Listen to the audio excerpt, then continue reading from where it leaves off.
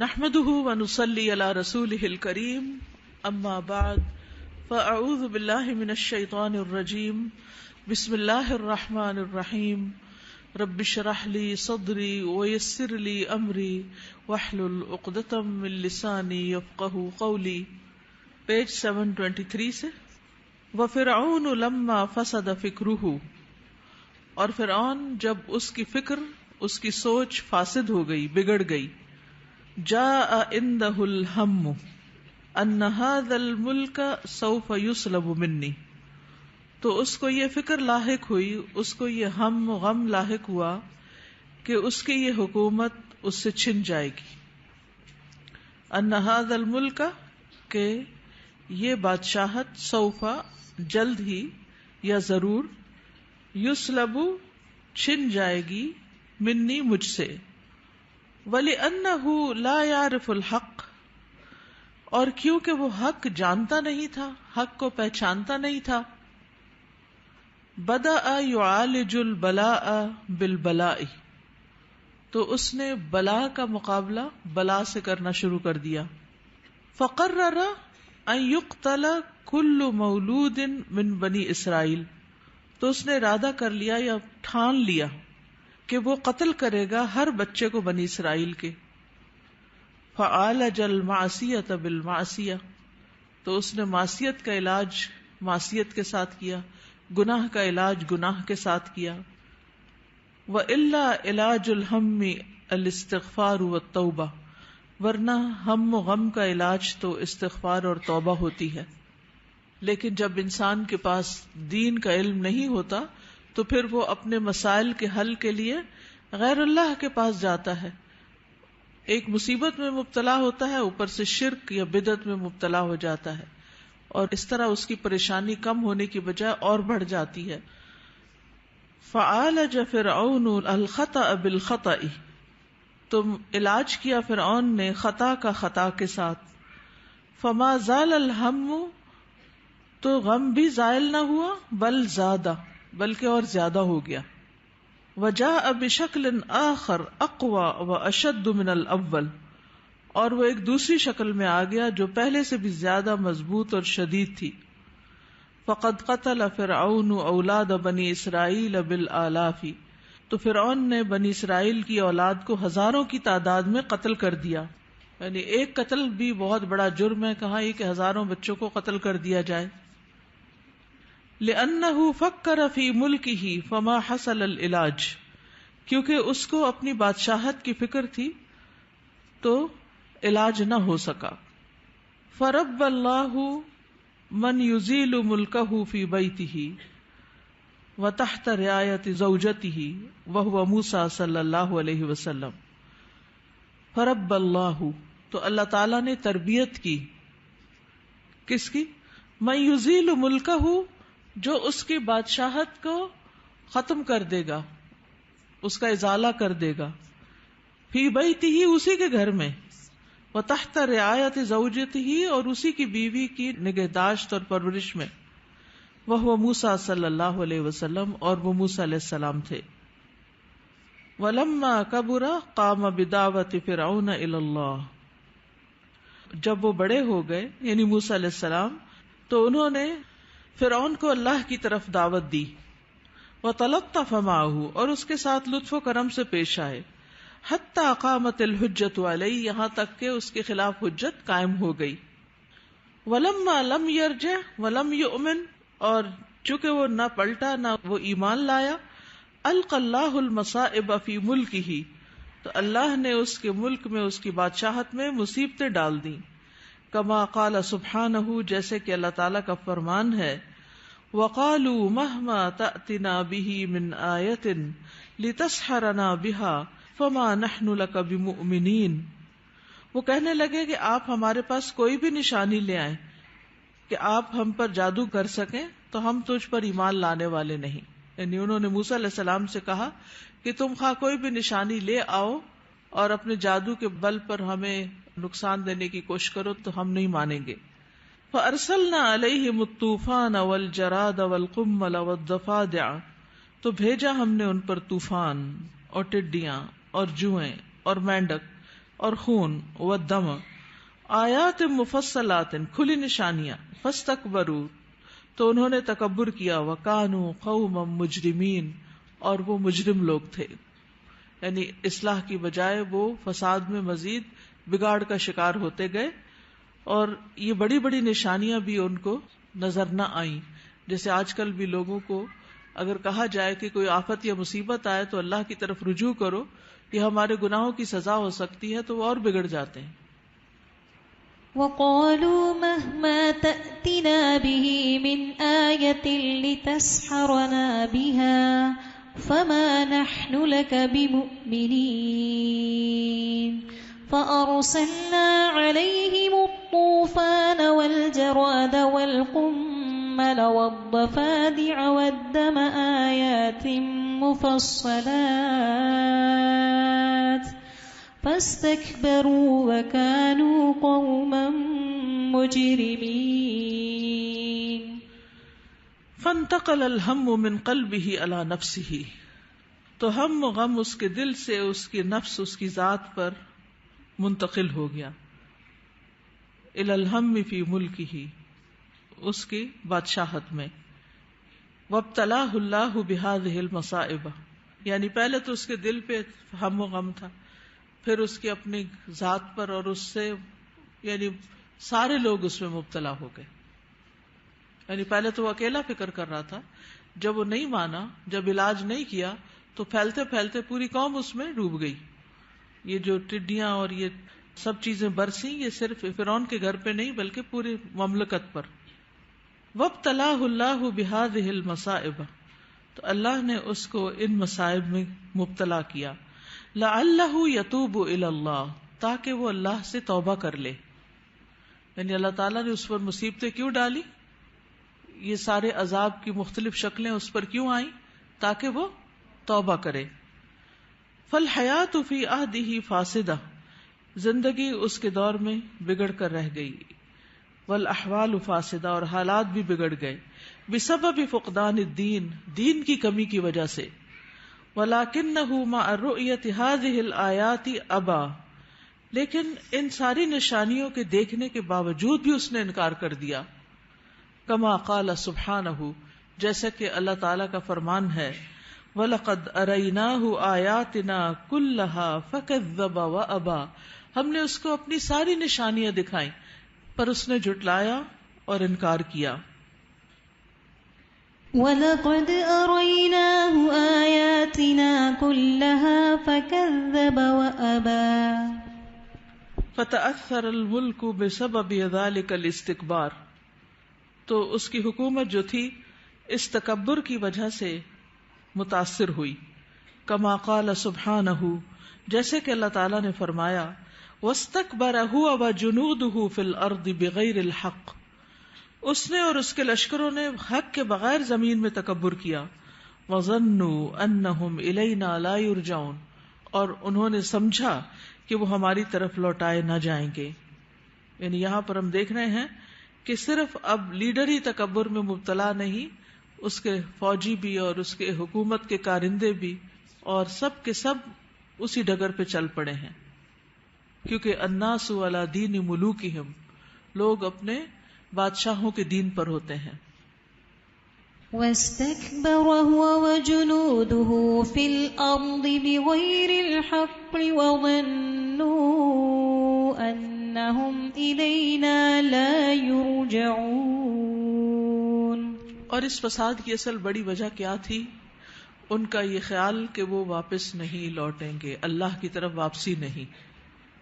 انفرادی طور پر یا اجتماعی طور پر اکثر بگاڑ کا سبب یہی ہوتا ہے کہ انسان کو اپنی آخرت کی یعنی جواب دہی کی کوئی فکر نہیں ہوتی. فہاتان مرحلتان الی القلوب ثم الی الاسباب تو یہ دو مرحلے دلوں تک گئے پھر اسباب کی طرف.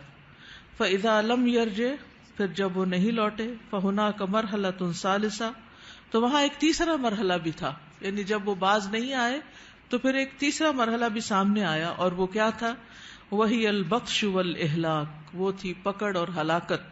کما قال سبحانہ جیسا کہ اللہ تعالیٰ کا فرمان ہے فَلَمَّا آسَفُونَا انتقمنا منہم، پھر جب انہوں نے ہمیں ناراض کیا تو ہم نے ان سے انتقام لیا، فَأَغْرَقْنَاهُمْ أَجْمَعِينَ، تو ہم نے ان سب کے سب کو غرق کر دیا، ڈبو دیا۔ فَلَمَّا آسَفُونَا انتقمنا منہم فَأَغْرَقْنَاهُمْ أَجْمَعِينَ۔ اور اس طرح وہ اپنے منطقی انجام کو پہنچے۔ تو اس سے کیا بات سمجھ میں آتی ہے کہ جب انسان اللہ کی نافرمانی کرتا ہے، گناہ کرتا ہے، تو اس کے اثرات سب سے پہلے اس کے دل پر آتے ہیں۔ اس کے دل میں ہم و غم، پریشانی اور فکر اور ایسی چیزیں پیدا ہو جاتی ہیں۔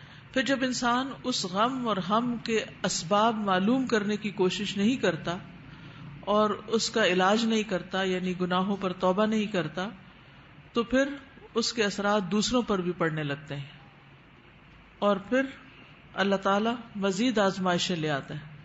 پھر انسان توبہ نہیں کرتا، اصلاح نہیں کرتا، تو پھر آخری مرحلہ کیا ہوتا ہے؟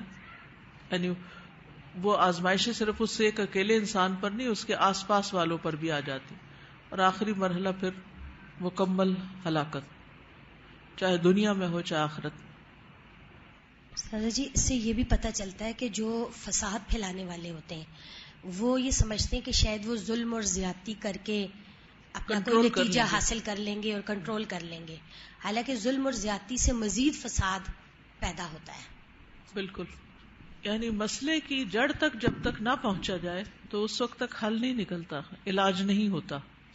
بعض اوقات کسی انسان سے ہمارا مسئلہ ہو جاتا ہے تو عموماً کیا ہوتا ہے کہ جب بھی دو لوگوں میں کوئی اختلاف ہوتا ہے تو ایک بلیم گیم شروع ہو جاتی ہے، دونوں اپنی غلطی دیکھنے کی بجائے، مسئلے کی وجہ سمجھنے کی بجائے دوسرے کو الزام دینے لگتے ہیں، اور نتیجہ کیا ہوتا ہے کہ پھر وہ صرف دو لوگوں تک نہیں رہتا، وہ آگے بڑھ جاتا ہے۔ پھر اگر اس لیول پر بھی اس کو کنٹرول نہ کیا جائے تو پھر اور آگے بڑھ جاتا ہے۔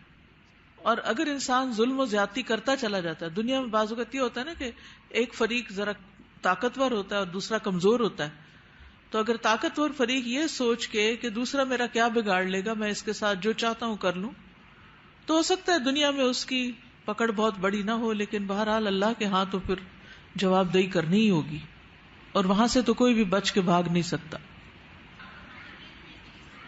بالکل، یعنی انسان کے اوپر جب ہم و غم آئے تو سب سے پہلے انسان کو اپنی طرف دیکھنا چاہیے کہ کہیں میں نے تو کسی کے ساتھ زیادتی نہیں کی۔ پچھلے دنوں ایک واقعہ میں پڑھ رہی تھی، اس میں ایک خاتون ہے، بلکہ بڑی مشہور رائٹر ہیں، انہوں نے اپنا ہی واقعہ لکھا ہوا تھا بڑی سچائی اور جرت کے ساتھ۔ کم ہی ایسے لوگ ہوتے ہیں کہ جو اس طرح اپنی ہی غلطی کا برملا اظہار کریں اور پوری دنیا میں اس کو نشر بھی کر دیں، یہ بہت بڑے دل گردے کی بات ہوتی۔ تو بہرحال انہوں نے لکھا کہ ان کی نواسی پیدا ہوئی اور وہ ایک ایسی بیماری میں مبتلا ہوگی کہ جس میں دن میں ہزاروں اس پر خرچ ہوتے چلے جا رہے تھے اور اس کا کوئی علاج نہیں ہو رہا تھا، اور وہ خود بھی پریشان تھی اور بیٹی بھی پریشان تھی، اور وہ بچی معصوم سی تو اس مصیبت سے گزر ہی رہی تھی۔ تو کافی طویل قصہ، لیکن خلاصہ اس کا یہ تھا کہ انہوں نے ہر طرح کے جب علاج کی کوششیں کر لی اور فائدہ نہیں ہو رہا تھا تو انہوں نے سوچنا شروع کر دیا کہ کہیں میں نے زندگی میں کسی کے ساتھ زیادتی تو نہیں کی تھی۔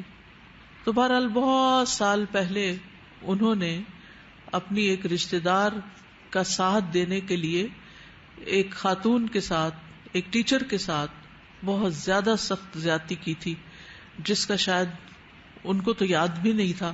بہرحال انہوں نے وہ ماضی کے اوراق پلٹے، انہیں اپنی غلطی نظر کہاں سے آئی، کہتے ہیں کہ اللہ سے رو کے جب دعا کی تو اچانک وہ سین میرے آنکھوں کے سامنے آ گیا کہ جب میں نے ایک یعنی بے گناہ انسان کے ساتھ زیادتی کی، کیونکہ جو انسان دیکھنا چاہتا ہے نا، وَمَن يُؤْمِن بِاللَّهِ يَهْدِ قَلْبَهُ، اللہ اس کے دل کو ہدایت دے دیتا ہے، اس کو اس کی غلطیاں بھی دکھا دیتا ہے۔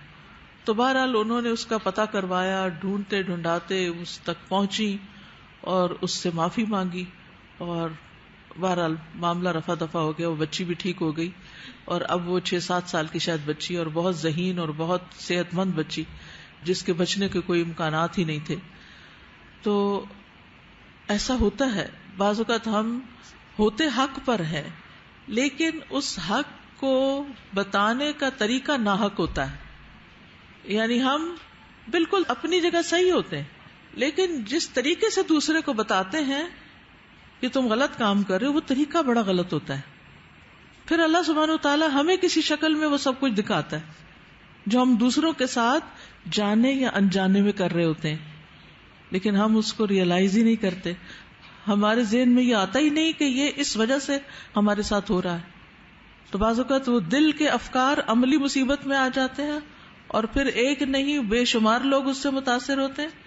کوئی اس کے حق میں ہوتا ہے، کوئی اس کے خلاف ہوتا ہے، اور پھر الٹیمیٹلی اگر انسان توبہ نہیں کرتا، اصلاح نہیں کرتا، کیونکہ فساد اور بگاڑ کی بات ہو رہی ہے نا یہاں. اللہ سبحانہ وتعالیٰ کسی پر بھی ظلم نہیں کرتا، اور وہ ظلم کو پسند بھی نہیں کرتا. بعض اوقات ہم ماں ہوتے ہیں اور اپنے ہی بچوں کے ساتھ ظلم کر رہے ہوتے ہیں، ان کو تانے دے دے کے، ان کی شکل کے تانے، ان کے بولنے کے مذاق اڑا کے، ان کی چھوٹی چھوٹی چیزوں پر ان کے ساتھ زیادتی کر کے، بلا وجہ مار کے. اپنے شاگردوں کے ساتھ بعض اوقات ہم زیادتی کر رہے ہوتے ہیں، چھوٹی سی بات پہ غصہ آیا اور بس پھر بولتے ہی چلے گئے، حالانکہ اتنا بولنے کی ضرورت نہیں ہوتی. تو وہ بولنے میں تو ایک ایک لفظ لکھا جا رہا ہوتا ہے. فرشتہ اس وقت یہ تھوڑی دیکھ رہا ہوتا ہے کہ آپ استاد ہیں اس لیے آپ کا نہ لکھا جائے، وہ تو لکھتا ہی چلا جاتا ہے. اسی طرح ہم کسی مظلوم کو اس کا حق دلوانے کے لیے خود ظالم کی صف میں شامل ہو جاتے ہیں. بعض اوقات گھریلو خاندانی جھگڑوں میں ساس بہو کا جھگڑا ہے، نند بھابھی کا ہے، سسرال اور میکے کے بیچ میں کچھ چپکلش ہے، بھائیوں کے بیچ میں ہے، تو ہم کسی ایک کی پارٹی بن جاتے ہیں. دونوں طرف ہی پارٹی ہوتے ہیں نا، کوئی کچھ کسی کے ساتھ ہوتے، کوئی کچھ. اب اس میں کوئی تو قصوروار ہے نا، لیکن بعض اوقات ہمارا ضمیر بتاتا بھی ہے تو بھی ہمیں سمجھ نہیں آتی. تو اللہ کی پکڑ سے بچنا چاہیے. نہ جا اس کے تحمل پر کہ بے ڈھب ہے پکڑ اس کی، ڈر اس کی دیر گیری سے کہ سخت ہے انتقام اس کا. ڈر اس کی دیر گیری سے، یعنی وہ دیر سے پکڑتا ہے تو اس سے بھی ڈرو، یعنی ابھی تمہیں مہلت ملی ہوئی ہے. بعض بچے ماؤں کو بڑا ستاتے ہیں، ستائے چلے جاتے ہیں اور مائیں روتی چلی جاتی اور وہ باز نہیں آتے. بہن بھائی بھی سمجھاتے ہیں، سبھی سمجھاتے ہیں کہ تم ماں باپ کو تنگ نہیں کرو، لیکن اس کو سمجھ نہیں آتی. اس کو تو ابھی مہلت ملی ہوئی ہے، چانس ملا ہوا ہے. لیکن پھر کیا ہوتا ہے کہ جب ایسا شخص خود باپ بنتا ہے یا ماں بنتی یا بیوی بنتی تو پھر وہ پکڑ دنیا میں بھی حرکت میں آ جاتی. تو اس لیے انسان کو یعنی چھوٹی سی بھی چیز جو کھٹکے نہ دل میں، الاثم ما حاک فی نفسک، تو اس کو تسلی سے مت تھپکیں کہ کوئی بات نہیں، ایسا ہی ہوتا ہے، سبھی ایسا کرتے ہیں اور اس کا تو علاج یہی ہے، اس کو تو یہ سبق سکھانا ہی چاہیے. نہیں، بس حد کے اندر سبق سکھانا چاہیے، اس سے آگے نہیں جانا چاہیے. وہ ظلم میں شمار ہوتا ہے. اور پھر فرعون بھی ظلم کرتا تھا نا، اور خصوصاً بنی اسرائیل پہ کتنا ظلم تھا، اتنے ہزاروں بچے مار دیے. پھر آپ دیکھیں کہ موت کیسے آئی کہ خود بھی ڈوبا اور پورے لشکر ہزاروں اس کی قوم کے بھی ڈوب گئے ساتھ. اس نے جس قوم کے ہزاروں مارے تھے اس کی اپنی قوم کے ہزاروں چلے گئے ساتھ. جی یہ جو ابھی آپ نے واقعہ سنا ہے نا، عام مشاہدے میں بھی یہ بات دیکھی ہے کہ جو اولاد کی آزمائش آتی ہے یہ عموماً کسی نہ کسی ظلم یا زیادتی ہی کی وجہ سے آتی ہے. عمومی مشاہدہ یہی ہے. اور اس لیے جب بھی کوئی اولاد کی آزمائش میں مبتلا ہو تو ضرور اس بات پہ غور و فکر کرے. ماں باپ کے لیے اور زیادہ دعائیں شروع کر دینی چاہیے اور ان کے ساتھ صلہ رحمی اور حسن سلوک اور بر الوالدین پہ خصوصی توجہ دینی چاہیے. عام حالات میں بھی دینی چاہیے، لیکن اگر اولاد ستائے تو والدین کے ساتھ زیادہ ایکسٹرا حسن سلوک کرنا چاہیے. اور جتنی بھی آپ ینگ بچیاں یہاں اس ایج میں سمجھ نہیں آتی کہ ہم ماں باپ کو کس طرح رلا رہے ہیں اور ستا رہے ہیں اور کس طرح ان کی نافرمانی کر کے ان کا یعنی جینا دوبھر کر رہے ہیں. تو اس صورت میں ضرور اس بات کو سوچیں کہ یہ ایسے رائے گاہ نہیں جائے گا. اللہ دیکھ رہا ہے، چاہے ہمیں شیطان یہ سجائے کہ تمہاری ماں تم پہ زیادتی کرتی، تب بھی. شیئر کرنا تو نہیں چاہ رہی تھی لیکن اب مجھے موقع ملا تو میں کر دیتی ہوں شیئر.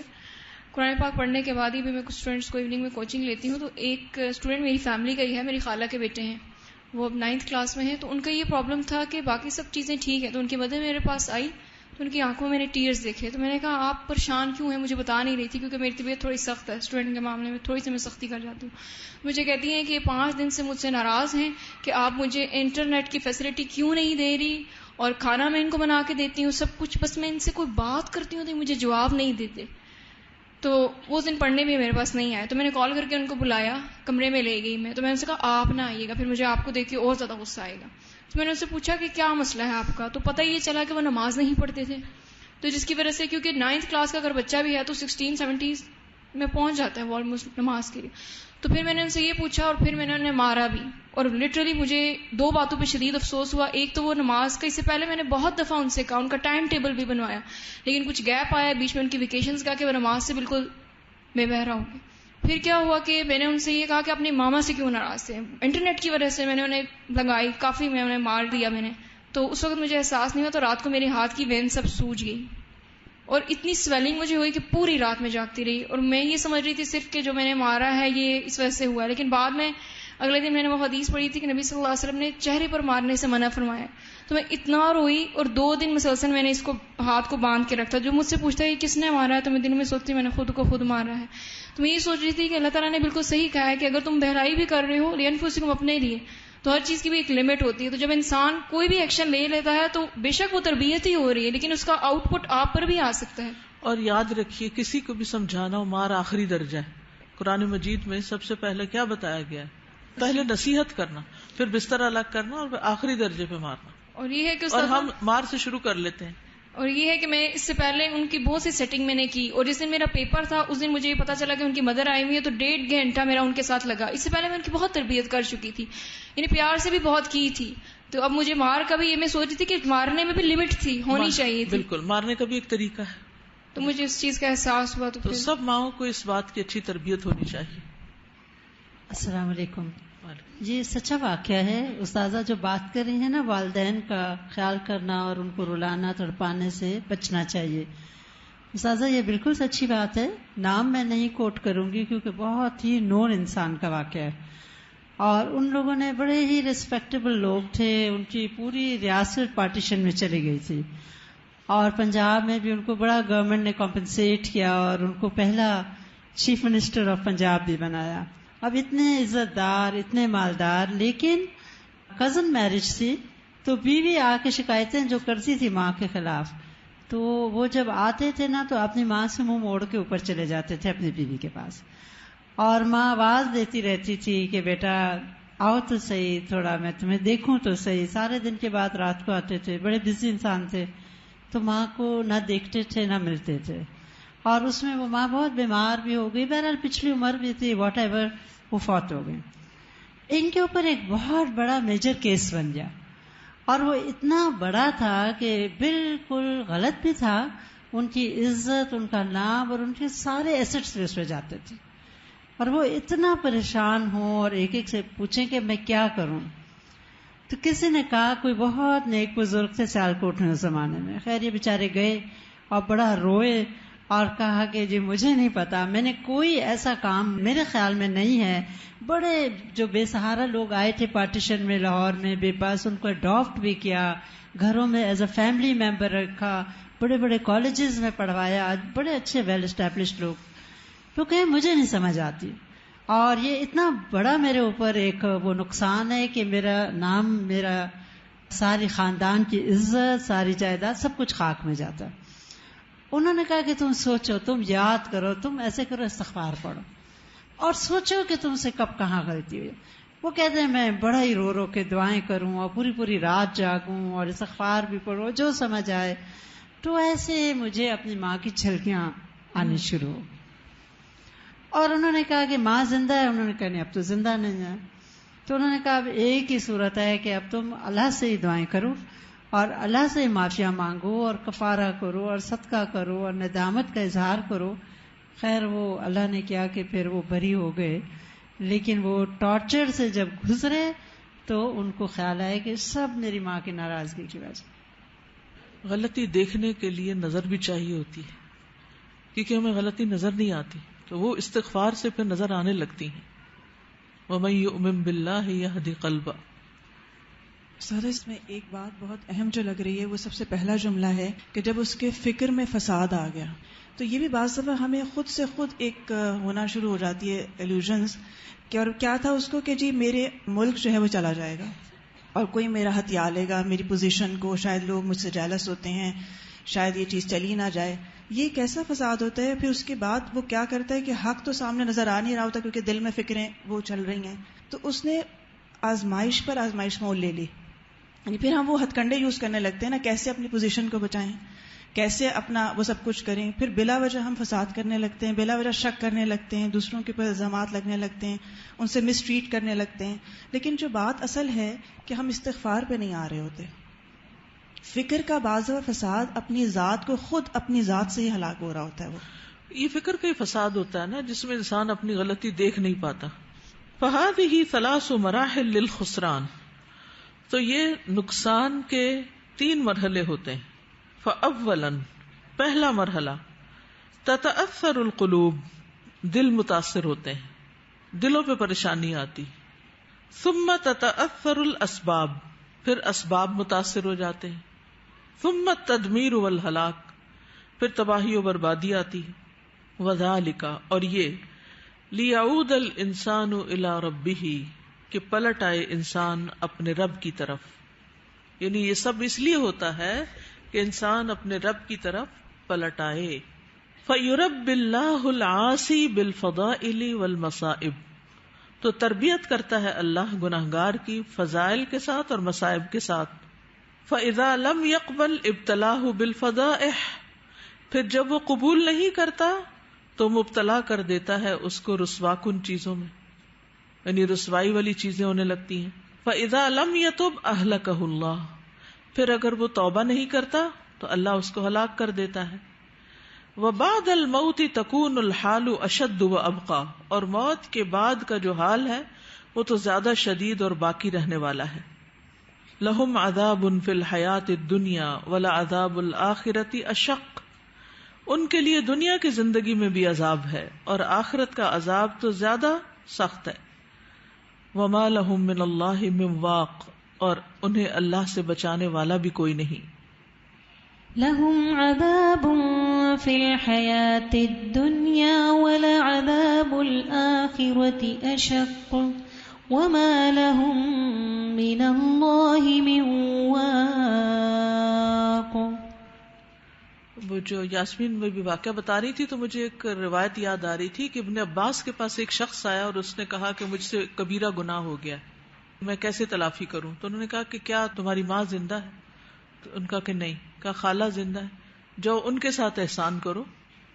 تو اس سے بھی یہ پتہ چلتا ہے کہ اللہ نے اپنے بعد جو سب سے بڑا حق رکھا ہے کسی کا وہ والدین ہے. وَاعْبُدُوا اللَّهَ وَلَا تُشْرِكُوا بِهِ شَيْئًا وَبِالْوَالِدَيْنِ إِحْسَانًا وَإِذْ أَخَذْنَا مِيثَاقَ بَنِي إِسْرَائِيلَ لَا تَعْبُدُونَ إِلَّا اللَّهَ وَبِالْوَالِدَيْنِ إِحْسَانًا وَقَضَىٰ رَبُّكَ أَلَّا تَعْبُدُوا إِلَّا إِيَّاهُ وَبِالْوَالِدَيْنِ إِحْسَانًا. ایک بار نہیں، کئی بار قرآن مجید میں یہ بات آتی ہے کہ اللہ کی عبادت شرک کے بغیر اور اس کے بعد والدین کے ساتھ نیک سلوک. لیکن ہم سب اپنی زندگی میں ایسی چیزیں دیکھ سکتے ہیں کہ جہاں ہم نے اپنے والدین کے ساتھ زیادتی یا بے ادبی، یعنی بعض اوقات بے ادبی بھی کی ہوتی ہے. کچھ اور جسمانی طور پہ کوئی تکلیف نقصان نہیں دیا ہوتا، ہم کام بھی کر رہے ہوتے ہیں اور ساتھ ساتھ باتیں بھی سنا رہے ہوتے ہیں، یا انہیں کسی چیز کی ضرورت ہوتی ہے تو وہ مہیا نہیں کرتے جو کہ ہم کر سکتے ہوتے ہیں. اور پھر سب سے زیادہ ان کے ادب اور ان کے احترام کی ضرورت ہوتی ہے، ہم اس پر دوسروں کو ترجیح دے رہے ہوتے ہیں. بعض اوقات جب ہم ینگ ہوتے ہیں تو ہمارے دوست ہی سب کچھ بن جاتے ہیں، شادی ہو جاتی ہے تو بس شوہر اور شوہر کے لیے بیوی ہی سب کچھ ہو جاتا ہے، ماں باپ بھول جاتے ہیں. تو یہ چیزیں بھی انسان کی زندگی میں پریشانیوں کا باعث بنتی ہیں. وقد اقسم اللہ عز وجل بالعصر، اور البتہ تحقیق قسم کھائی اللہ عز وجل نے زمانے کی. الذی هو زمن الاعمال الرابحۃ والخاسرۃ، وہ جو نفع اور نقصان والے اعمال کا وقت ہے، زمانہ ہے. الا ان کل واحد فی خسر، اس بات پر کہ ہر ایک خسارے میں ہے.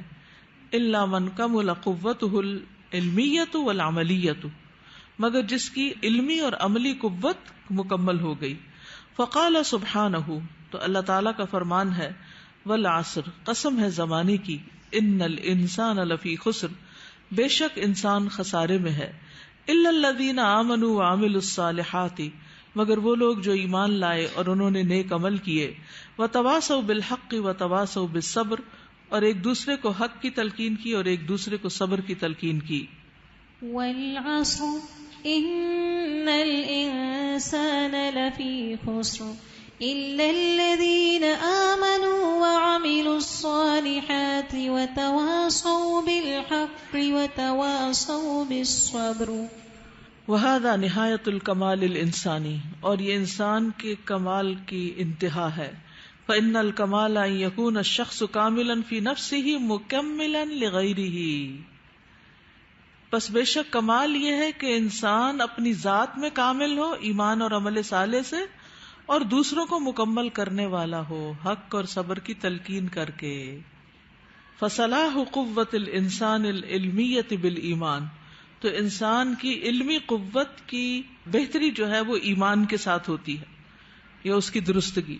وصلاح القوت العملیۃ بعمل الصالحات، اور عملی قوت کی بہتری عمل صالح کے ساتھ ہوتی ہے. وتکمیلہ غیرہ بتعلیمہ ایاہ، اور دوسرے کی تکمیل اس کو تعلیم دے کر ہوتی ہے. وصبرہ علیہ، اور اس پر صبر کر کے. وتوصیتہ بالصبر علی العلم والعمل، اور اس کو صبر کی نصیحت کرتے ہوئے، وصیت تاکید کرتے ہوئے علم اور عمل پر، یعنی دوسرے لوگوں کو علم اور عمل پر لگانا. فالحق هو الایمان والعمل، پس حق وہ ایمان اور عمل ہے. ولا یتمان الا بالصبر علیہما، اور یہ تمام نہیں ہوتے، مکمل نہیں ہوتے مگر ان پر صبر کر کے. والتواصی بہما، اور ان کے ساتھ تاکید کر کے. وتواصوا بالحق کر کے، یعنی بالحق سے مراد پھر ایمان اور عمل ہی ہوتے ہیں. والایمان لا یکون حتی ینبثق منہ عمل صالح، اور ایمان مکمل نہیں ہوتا جب تک اس سے عمل صالح نہ پھوٹ پڑے. وهذا الایمان اما ان یجد طعمه وحلاوته وحقیقته فی القلب او لا یجد کما قال سبحانہ. تو یہ ایمان جو ہے یا تو یہ ہوتا ہے کہ انسان اس کا ذائقہ محسوس کرتا ہے یا اس کی سویٹنس یا اس کی حقیقت، یا پھر ہوتا ہی نہیں دل میں. قالت الاعراب آمنا، اعراب بدو کہتے ہیں ہم ایمان لائے. قل لم تؤمنوا، کہہ دیجئے تم ایمان نہیں لائے. ولکن قولوا اسلمنا، لیکن تم کہو کہ ہم اسلام لائے. ولما يدخل الایمان فی قلوبکم، اور ابھی ایمان تمہارے دلوں میں داخل نہیں ہوا. وان تطیعوا اللہ ورسولہ، اور اگر تم اللہ اور اس کے رسول کی اطاعت کرو گے. لا یلتکم من اعمالکم شیئا، تو وہ تمہارے اعمال میں کسی چیز کی کمی نہ کرے گا. ان اللہ غفور الرحیم، بے شک اللہ تعالی غفور الرحیم ہے. قالت الأعراب آمنا قل لم تؤمنوا ولكن قولوا أسلمنا ولما يدخل الإيمان في قلوبكم وَإِن تُطِيعُوا اللَّهَ وَرَسُولَهُ لَا يَلِتْكُم مِّنْ أَعْمَالِكُمْ شَيْئًا إِنَّ اللَّهَ غَفُورٌ رَّحِيمٌ. یعنی کوئی تو صرف مسلم ہوتا ہے لیکن کوئی مومن ہوتا ہے.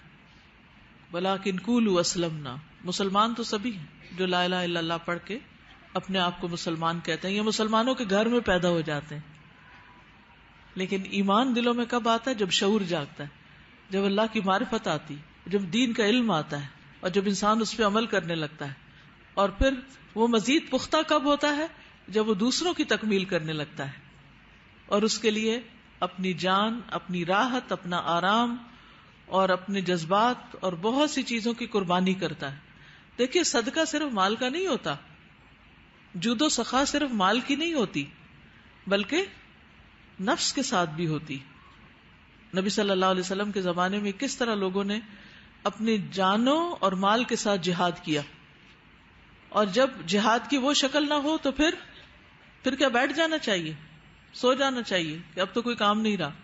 نہیں، دین کی تعلیم دینا، لوگوں تک خیر اور بھلائی پہنچانا، یہ نفس کی سخاوت ہے، یعنی جان کا صدقہ ہے یہ، کہ آپ اپنا وقت کسی کے لیے لگا رہے ہیں، کسی نیکی کے کام میں صرف کر رہے ہیں. بعض اوقات آپ کے پاس مال نہیں ہوتا یا آپ کے پاس مال کمانے کا وقت نہیں ہوتا، کیونکہ آپ اس وقت کو کسی اور خیر کے کام میں لگا رہے ہوتے ہیں. اب جیسے وہ جو بخاری میں روایت پلٹ پلٹ کے آتی کہ آپ نے قرآن کی تعلیم کے بدلے اس شخص کا نکاح کر دیا، تو تعلیم دینا کیا ہے؟ بہت بڑا صدقہ ہے، اور وہی اس کا صداق قرار پایا. فَهَؤُلَاءِ مُسْلِمُونَ وَلَيْسُوا بِمُؤْمِنِينَ، یہ لوگ مسلمان ہیں مومن نہیں ہیں. لِأَنَّهُمْ لَيْسُوا مَنْ بَاشَرَ الْإِيمَانَ قَلْبَهُ، کیونکہ یہ وہ لوگ نہیں کہ جن کے دل کو ایمان نے خوش کر دیا. ذَاقَ حَلَاوَتَهُ وَطَعْمَهُ، جس نے اس کی حلاوت، اس کی سویٹنس اور اس کا ذائقہ چکھ لیا. وَهَذَا حَالُ أَكْثَرِ الْمُسْلِمِينَ، اور یہ حال ہے اکثر مسلمانوں کا. فَأَثْبَتَ لَهُمُ الْإِسْلَامُ، تو ان کے لیے اسلام ثابت ہو گیا. وَنَفَى عَنْهُمُ الْإِيمَانُ، اور ایمان ان سے مائنس ہو گیا. لِأَنَّهُمْ لَمْ يَذُوقُوا طَعْمَهُ، کیونکہ انہوں نے ایمان کا ذائقہ ہی نہیں چکھا. وَنَفَى عَنْهُمُ الْإِيمَانُ الْمُطْلَقُ، اور ان سے ایمان مطلق کی نفی ہو گئی. لا مطلق الایمان وهو الاسلام، مطلق ایمان نہیں چلا گیا، یعنی بے ایمان نہیں ہو گئے، بس اسلام باقی رہ گیا. ووعدهم مع ذلك على طاعاتهم الا ينقصهم من اجور اعمالهم، ووعدهم، اور ان سے وعدہ کیا، مع ذلك، اس کے ساتھ ہی، على طاعاتهم، ان کی اطاعتوں کے ساتھ، اللہ ينقصهم من اجور اعمالهم شيئا، کہ اللہ ان کے اعمال کے اجر میں کمی نہیں کرے گا. یعنی یہ جو مسلمان ہیں ان کو بھی اجر تو ملے گا. ثم ذکر سبحانہ اہل الایمان الحقیقی، پھر اللہ سبحانہ تعالی نے حقیقی ایمان والوں کا ذکر کیا. الذین ذاقوا طعمہ، وہ جنہوں نے اس کا مزہ چکھا، وحلاوتہ، اور اس کی حلاوت. وہم الذین آمنوا باللہ ورسولہ، اور یہ وہ لوگ ہیں جو اللہ پر ایمان لائے اور اس کے رسول پر ایمان لائے. ثم لم يرتابوا، پھر شک میں نہیں پڑے، فی ایمانہم، اپنے ایمان میں. لأن الایمان قد باشر قلوبہم، کیونکہ ایمان نے ان کے دلوں کو خوشخبری دی تھی. وخالطتها بشاشہ، اور اس کے ساتھ خوشی شامل ہو گئی. فلم يبق للریب فیہ موضع، تو وہاں شک کے لیے کوئی جگہ ہی نہیں بچی. یعنی دل کے اندر ایمان کی حلاوت، مٹھاس، قوت اتنی ہے کہ کسی شک کو وہاں جانے کا موقع ہی نہیں. وصدقوا ذلك ببذل احب شيء اليهم في رضا ربهم، اور انہوں نے سچ کہا خرچ کر کے سب سے محبوب چیز کو ان کی طرف، جو یعنی انہیں سب سے زیادہ محبوب تھا، وہ خرچ کر کے، فی رضا ربهم، اپنے رب کی رضا میں. وهو اموالهم وانفسهم، اور وہ ان کے مال اور ان کی جانیں ہیں. انہوں نے اپنے مال اور اپنی جانیں جو ہیں وہ رب کی رضا میں دے کر اس دعوے کو سچا کر دکھایا. ولا يمكن حصول هذا البذل من غیر ذوق طعم الایمان وحلاوته، اور ممکن ہی نہیں کہ حاصل ہو سکے یہ خرچ کرنا، یہ خرچ کیا ہی نہیں جا سکتا، من غیر ذوق طعم الایمان، ایمان کا ذائقہ چکھے بغیر، وحلاوته، اور اس کی حلاوت کے بغیر. کما قال سبحانہ، جیسے کہ اللہ سبحانہ تعالی کا فرمان ہے، انما المؤمنون الذین آمنوا باللہ ورسولہ، بے شک مومن تو وہ لوگ ہیں جو اللہ اور اس کے رسول پر ایمان لائے. ثم لم يرتابوا، پھر وہ شک میں نہیں پڑے. وجاہدوا باموالہم وانفسہم فی سبیل اللہ، اور انہوں نے اپنے مالوں اور اپنی جانوں کے ساتھ اللہ کے راستے میں جہاد کیا. اولئک ھم الصادقون، تو یہی لوگ دراصل سچے ہیں. ورنہ تو آپ دیکھیے کہ بعض اوقات ہم ایک نماز پر ہی بچوں کو کنونس کر کر کے کرتے ہیں اور وہ ہو نہیں پاتے اور وہ پڑھتے نہیں. کیوں؟ کیونکہ ہم نے ان کے ایمان پر کام نہیں کیا ہوتا. پہلا سٹیپ ہے ایمان پہ کام کرنے کا. جو والدین بچپن سے ہی بچوں کو اللہ اور اس کے رسول کی باتیں ان کو پہچان کرا دیتے ہیں، آخرت کے سارے مرحلے بتا دیتے ہیں، جان نکلنے کی تکلیف اور قبر کا عذاب اور حشر کا دن اور وہاں حساب کتاب، میزان اور پل صراط اور جنت اور دوزخ کا بتا دیتے ہیں. جو بچے بچپن سے یہ سب باتیں جان لیتے ہیں، پھر ان کے اپنے اندر ایک ایسی قوت پیدا ہو جاتی ہے کہ ان کو نماز کے لیے کہنا نہیں پڑتا، بلکہ وہ بڑوں کو یاد دلاتے رہتے ہیں. اور یہی حال کئی بڑوں کا بھی ہوتا ہے کہ وہ بڑے ہونے تک بھی نمازوں کی پابندی نہیں کرتے، کیونکہ ایمان ہی نہیں ہے دل میں. یہ اٹھا رہا ہے، وہ جگا رہا ہے، وہ پیچھے پڑ رہا ہے، وہ کنونس کر رہا ہے، وہ دلائل دے رہا ہے. بہت دفعہ ہم کہتے ہیں کہ فلاں چیز نہیں ہے لوگوں میں، اس کے لیے ٹریننگ ہونی چاہیے، یا اس کے لیے انہیں دلائل دینے چاہیے، اس کی کوئی ورک شاپ ہونی چاہیے، اور اس پر فلاں اور فلاں کیا جانا چاہیے. وہ سب باتیں انہیں پہلے سے ہی معلوم ہے، لیکن وہ اصل انیشیٹو ہی اندر نہیں، وہ اصل قوت ہی نہیں. تو ضرورت ہے اس قوت کے پیدا کرنے کی جس کے بعد یہ اخلاق پیدا ہوتا ہے. پھر کسی کو کہنے کی ضرورت نہیں پڑتی. نبی صلی اللہ علیہ وسلم نے صحابہ کرام کو کتنا علم دیا تھا. ہر روز ان کی کوئی کلاس ہوتی تھی. ان کو ایمان دے دیا تھا. انہوں نے قرآن سے پہلے ایمان سیکھا تھا. تو جب وہ ایمان اندر آ گیا تو سارے اعمال آسان ہو گئے. آپ کسی کو 100 دلیلیں دیں, کسی کو کیا, آپ خود بھی بے شمار کتاب میں پڑھ لیں تو آپ ویسے کہ تیسے ہی ہوں گے, کوئی عمل نہیں ہوگا آپ کی زندگی میں. کئی لوگوں نے پورے قرآن کا ترجمہ پڑھ کیا لکھ بھی رکھا ہوگا یا اس کے ٹرانسلیٹر بھی ہوں گے, لیکن کہ اپنی عملی زندگی میں کوئی اسلام نظر نہیں آتا. انسان حیران ہوتا ہے یہ کیا, یہ تو اتنا جانتے ہیں پھر یہ بیسکس کو بھی نہیں کر رہے. ہاں مسلمان ہیں, مانتے ہیں اللہ اور اس کے رسول کو, لیکن ایمان کی قوت کوئی نہیں دل میں جو عمل کروا سکے. تو یہ ایمان پیدا کرنے کی ضرورت ہے, اور جب تک یہ نہ ہو اس وقت تک عمل نہیں بدلتا, اس وقت تک قربانی کا جذبہ پیدا نہیں ہوتا, اس وقت تک انسان اللہ کی راہ میں اپنی جان نہیں لگا سکتا, اپنا مال نہیں لگا سکتا. آپ دیکھیے ایک وہ لوگ ہوتے ہیں جب وہ دیتے ہیں تو انہیں یہ یاد نہیں رہتا کہ ان کی اپنی بھی کوئی ضرورت ہے, وہ خود کیا کریں گے. اور ایک وہ ہیں جو دیتے ہیں اور وہ سمجھتے ہیں کہ ہاں دے دیا ہے اور اپنے لیے بھی ہے.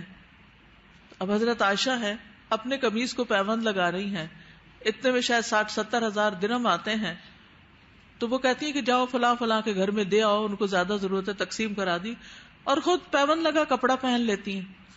اگر ہمارے پاس 70,000 روپے آئے تو ہم سب سے پہلے کہاں جائیں؟ کپڑوں کی دکان پہ, چاہے الماری بھری بھی ہو پھر بھی ایک اور خریدنے چل پڑیں گے. تو فرق ہے نا ان کا ایمان اور ہمارا ایمان. تو یہ ایمانی ڈائریکشن دیتا ہے کہ جان کہاں لگانی ہے, وقت کہاں لگانا ہے, مال کہاں لگانا ہے. کئی دفعہ ایسا نہیں آپ نے واقعات میں پڑھا کہ لوگ روزے سے تھے اور جب افطار کا وقت آیا تو سوائے پانی کے کچھ بھی نہیں تھا. تو کیا ان کے پاس کبھی آتا ہی کچھ نہیں تھا, یا پھر وہ یہ تھے کہ وَيُؤْثِرُونَ عَلَىٰ أَنفُسِهِمْ وَلَوْ كَانَ بِهِمْ خَصَاصَةٌ. ہم تو عام درجے پر بھی نہیں ہیں, بڑے درجے پر ہونا تو دور کی بات ہے کہ اپنی ذات پر دوسروں کو ترجیح دے دینا. ہم نے ڈگریوں پہ ڈگریاں لے رکھی ہوتی لیکن وہ کاغذ کے ٹکڑوں کے سوا کچھ نہیں ہوتی. اس سارے علم کو رکھ کے بیٹھ جاتے ہیں. قوم جاہل پھر رہی, گلیاں جاہل بچوں سے بھری ہوئی ہیں, بستیوں کی بستیاں بغیر علم کے ہیں, اور اس کے مقابلے میں بے شمار گریجویٹس جو ہیں وہ ڈگریاں اٹھا کے دن رات دھکے کھا رہے ہیں کہ جاب نہیں مل رہی. ٹھیک ہے, جب ملے گی, اس وقت تک کچھ اپنی جان, اپنا وقت, اپنا علم جو اتنا سیکھا ہے وہ کسی غریب کے بچے کو پڑھانے میں لگا دیں. کچھ تو دیں, کچھ تو دینے والے ہوں. ہم تو کچھ بھی دینا نہیں چاہتے.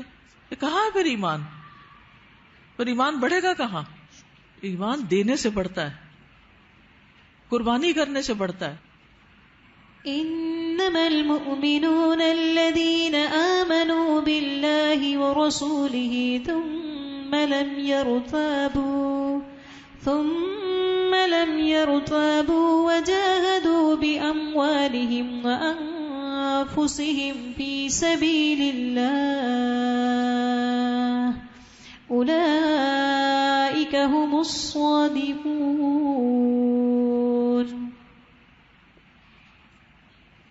جی استاذہ, میں یہ پوچھنا چاہ رہی تھی کہ ایمان پہ ہمیں اپنے لیے تو کام کرنے کا, یعنی کہ جو بھی معاملہ ہے وہ بھی ساتھ کام کرنا, کس طرح ہم جن لوگوں کو سکھا رہے ہیں ان کے ایمان پہ کام کریں, کیونکہ بہت سارے یعنی ایسے عمر سے ہمارے پاس آتے ہیں جو کہ ماشاءاللہ اپنے گھروں سے ایڈلٹس ہو کر بہت اچھا سارا مٹیریل ہے, یعنی زمین بہت زرخیز ہے کہ اللہ تعالیٰ یہاں تک لے آئے ہیں, لیکن یہ کہ ہم اور کیا کر سکتے ہیں, کس طرح ان کو مزید ہیلپ آؤٹ کر سکتے ہیں.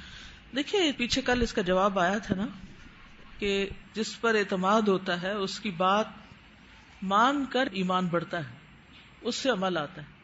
اس بات کی یقین دہانی کرانا کہ جو کچھ ہم پڑھ رہے ہیں بالکل سچا اور ایسا ہی ہونے والا ہے, اس کو صرف ایک انفارمیشن کے طور پر نہ لیا جائے. اور پھر دوسری بات یہ کہ طریقے بتائے جائیں, چھوٹی چھوٹی نیکیوں سے آغاز کیا جائے, چھوٹے چھوٹے ٹارگٹس دیے جائیں. جب وہ انسان میٹ کرتا ہے نا تو اس کو ایک لذت آتی ہے اس کی, یعنی ایک چھوٹا سا کام جب انسان کر لیتا ہے تو اس کو مزہ آتا ہے, پھر وہ اور کرنا چاہتا ہے, پھر وہ اور کرنا چاہتا ہے. ایک دم بہت بڑی بڑی ایکسپیکٹیشن نہ رکھی جائیں, لیکن راہ دکھائی جائیں اور طریقہ بتایا جائے کہ کیسے دوسروں کی مدد بے لوث طریقے سے کی جا سکتی. اپنی راحت اور آرام کو قربان کر کے کسی کو خیر و بھلائی پہنچانا، یہ ہم میں سے کتنے لوگ کرتے ہیں؟ ہم تو اپنے ماں باپ کو نہیں فیض پہنچاتے. اگر گھر جائیں گے واپس چھٹی کے بعد تو ماں نے اگر کوئی کام کہہ دیا یا کسی نے کہہ دیا تو ہم تو سارا دن تھک کے آئے ہیں، کوئی اور کر لے، اس کو کہہ دیں، فلاں کو کہہ دیں. ایسا نہیں کرتے. وہ باجی کو کہہ دیں، وہ چھوٹی کو کہہ دیں، وہ اس کو کہہ دیں. کوئی ذمہ داری، کوئی ڈیوٹی، کوئی کام لینے کو تیار نہیں ہوتے. کوئی اگر ڈیوٹی ہمیں ملنے لگے تو ہم چھپ رہے ہوتے ہیں، ڈر رہے ہوتے ہیں کہ یہ ہم پہ نہ پڑ جائے، کہیں ہمارا نام نہ آ جائے، ہمیں نہ دینا پڑ جائے. حالانکہ ان احسنتم احسنتم لانفسکم. تو پھر جب ہم کاموں سے ہی بھاگ رہے ہوں تو پھر ایمان کیسے بڑھے گا؟ ایمان بڑھتا ہے کچھ کر کے، یعنی ایمان اور عمل صالح لازم و ملزوم ہوتے ہیں.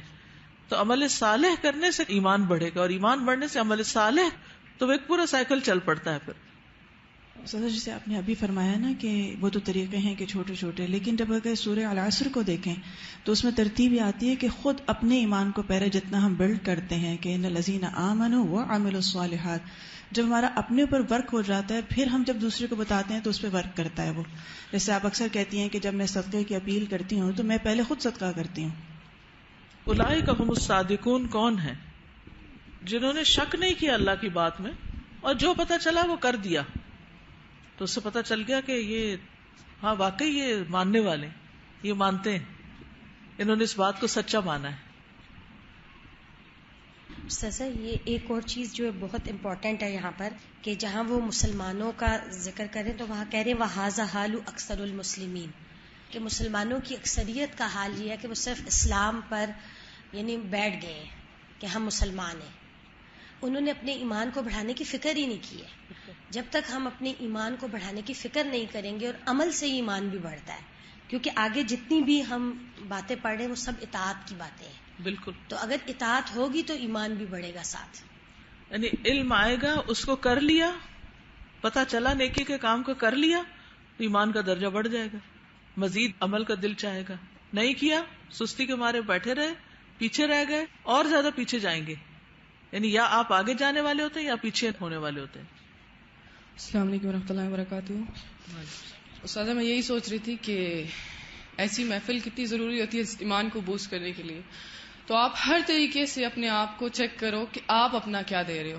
ضروری نہیں ہے کہ اگر آپ کو تجوید نہیں آتی تو آپ تجوید کی کلاس میں بیٹھ کے کہو کہ میں نے تو اسلام کی خدمت کرنی ہے اور میں نے تو تجوید پڑھانی ہے، بے شک مخارج آتے ہی نہ ہو. اپنی صلاحیتوں کو بیٹھ کے ڈھونڈیں کہ آپ کے اندر ایسی کون سی صلاحیت ہے کہ آپ دوسروں تک خیر پہنچا سکتے ہیں، آپ دین کا کام کر سکتے ہیں، کہ تاکہ جب قیامت کے دن آپ سے پوچھا جائے کہ جوانی کہاں گزاری. اسپیشلی ینگسٹر یہاں پہ بیٹھی ہیں، میں ان کو بولوں گی، جب اللہ تعالیٰ پوچھیں گے کہ جوانی کہاں گزاری تو آپ لوگ بتا سکیں کہ یا اللہ تیرے راستے میں گھس گھس کے گزاری، قدم قدم پہ تجھے یاد کیا، اسلام کی خدمت، دین کی خدمت کی، ایسے جوانی گزارو تاکہ اس سوال کا جواب دے سکو. اپنی صلاحیتوں کو خود ڈھونڈیں. یہ نہیں کہ اگر آپ کو فہم کے کوسچن نہیں آتے تو آپ فہم کی کلاس میں بیٹھ کے فہم پڑھانے لگ پڑیں. اپنی صلاحیتوں کو خود ڈھونڈیں اور خود دوسروں کی مدد کریں، کیونکہ اس دن تو انسان یہ بھی کہے گا یا لیتنی کنت ترابا، کاش کہ میں مٹی ہوتا، میں تو پیدا ہی نہ ہویا ہوتا. تو اپنے آپ کو یوز کریں. السلام علیکم. اما الذین یقولون انہم مسلمون ویشرکون مع اللہ غیرہ، جہاں تک ان لوگوں کا تعلق ہے جو کہتے ہیں کہ وہ مسلمان ہیں اور اللہ کے ساتھ اوروں کو شریک کر لیتے ہیں، او یفسدون فی الارض، یا زمین میں فساد کرتے ہیں، ویحاربون اللہ ورسولہ، اور اللہ اور اس کے رسول سے جنگ کرتے ہیں، او یؤذون المؤمنین والمؤمنات، یا مومن مردوں اور عورتوں کو اذیت دیتے ہیں، وائمۃ الدین والمصلحین، اور دین کے اماموں اور مصلحین کو ان کے خلاف پروپیگنڈا کرتے رہتے ہیں، او یقتلون الذین یأمرون بالقسط، یا قتل کرتے ہیں ان لوگوں کو جو انصاف کا حکم دیتے ہیں، من الناس، لوگوں میں سے، فہؤلاء لیس لہم من الایمان شیء، تو ایسے لوگوں کا ایمان میں کوئی حصہ نہیں. اور آج آپ دیکھیں مسلمانوں کے اندر ایسے لوگ موجود ہیں. ولیس لہم من ثواب اللہ شیء، اور ان کے لیے اللہ کے ثواب میں سے کوئی حصہ نہیں. ولیس لہم من عذابہ من واق، اور ان کو اس کے عذاب سے بچانے والی کوئی چیز نہیں. کما قال سبحانہ، جیسے کہ اللہ تعالیٰ کا فرمان ہے افتؤمنون ببعض الکتاب، کیا پھر تم کتاب کے بعض حصے پر ایمان رکھتے ہو، وتکفرون ببعض، اور بعض کا انکار کرتے ہو.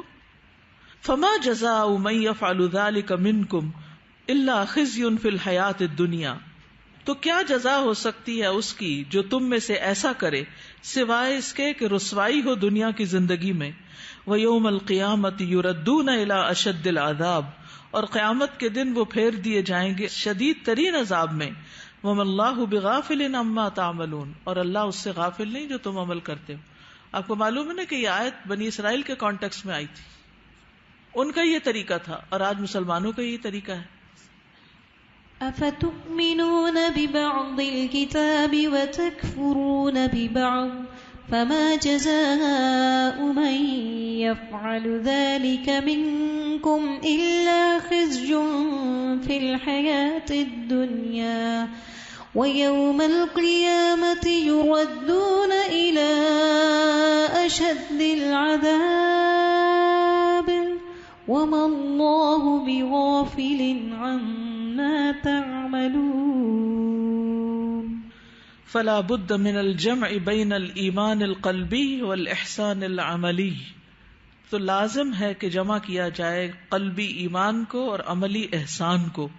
کما قال سبحانہ، جیسے کہ اللہ تعالیٰ کا فرمان ہے بلا من اسلم وجہہ للہ، کیوں نہیں بلکہ جو اپنا چہرہ اللہ کے حوالے کر دے، وہو محسن، اور وہ محسن ہو، فلہ اجرہ عند ربہ، تو اس کا اجر اس کے رب کے پاس ہے، اس کا اجر اس کے رب کے ہاں ہے. ولا خوف علیہم ولا هم یحزنون، اور ان پر نہ کوئی خوف ہوگا اور نہ وہ غمگین ہوں گے. بلى من أسلم وجهه لله وهو محسن فله أجره عند ربه ولا خوف عليهم ولا هم يحزنون. وأعظم شيء وهبه الله للعبد هو الإيمان، اور سب سے بڑی چیز جو اللہ نے کسی بندے کو عطا کی وہ ایمان ہے. الذي يسعد به في الدنيا والآخرة، جس کے ذریعے وہ دنیا اور آخرت میں خوش بختی پاتا ہے. وهو فضل الله وإحسانه إلى البشرية، اور وہ اللہ کا فضل اور احسان ہے بشریت کی طرف. کما قال سبحانہ، جیسے کہ اللہ تعالیٰ کا فرمان ہے یمنون علیک ان اسلموا، وہ آپ پر احسان کرتے ہیں کہ وہ اسلام لائے. قل لا تمنوا علی، کہہ دیجئے مجھ پر احسان نہ جتاؤ، اسلامکم، اپنے اسلام کی. بل اللہ یمن علیکم ان ہداکم للایمان، بلکہ اللہ تم پر احسان کرتا ہے کہ اس نے تمہیں ایمان کی طرف ہدایت دی. ان کنتم صادقین، اگر تم سچے ہو. يمنون عليك أن أسلموا قل لا تمنوا علي إسلامكم بل الله يمن عليكم أن هداكم للإيمان إن كنتم صادقين.